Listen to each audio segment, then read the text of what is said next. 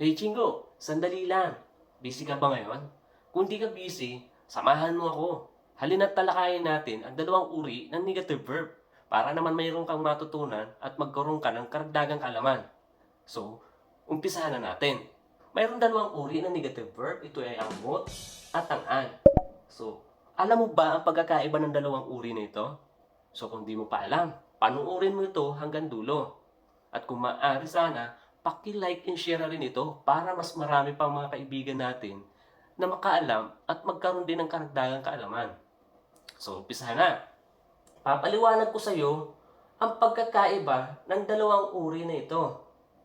So, magbibigay tayo ng sample. Halimbawa, hada. I-conjugate natin siya dito kay hada. So, hada is to do. Isa itong verb. So, gawin natin siyang present tense. So, magiging siyang heyo. Heyo is I do. So, subukan natin idugtong dito si Ann. Si Ann ay ang magiging ano siya, Ann hiyo. Ann is don't. So, ang magiging basa na sa kanya is I don't do or I don't doing. So, sa Tagalog ay ayaw kong gumawa. Yun. Yan yung sa Tagalog. So, sa madaling sabi ay intentional reason ang kanyang dahilan. So, nagdesisyon siya ng para sa kanyang sarili. Na maaaring mayroon siyang katamaran na behavior kaya ayaw niyang gawin or ayaw niyang gumawa. So, isa pang sample. Another verb. Example, mukta. Mukta is to eat. So, gawin natin siyang present tense.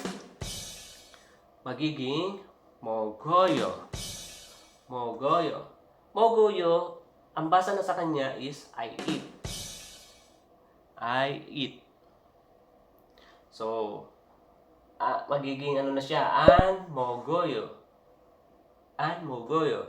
So, ang basa na sa kanya is I don't eat. Or, sa Tagalog,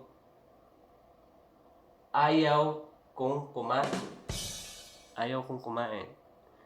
Ibig sabihin naman ito ay intentionally reasons. So, sariling desisyon niya na naman. Ayaw niyang kumain marahil hindi pa siya gutom. Ganun. Kaya ayaw niyang kumain or tinatamad pa siyang kumain. So, subukan naman natin ang isa pang verb na negative. Simot. Idugtong natin siya kay heyo at kay mogoyo. So, erase natin to si Ann. So, ayun. Mot heyo. Mot heyo. Ang magiging basa sa kanya is I can't do or I can't doing. So, sa Tagalog is hindi ko kayang gumawa. So, hindi niya kayang gumawa marahil mayroon siyang valid reason. So, valid reason ito. Mayroon siyang marahil na karamdaman or mayroon siyang marahil mahina yung kanyang katawan or marahil mayroon siyang problema sa kanyang sarili. So, subukan naman natin dito ang sample na isa pa, si Mot Mogoyo. Mot Mogoyo, ang magiging basa sa kanya is I can't eat. I can't eat. So, sa Tagalog is hindi ko kayang kumain. So, hindi niya daw kayang kumain.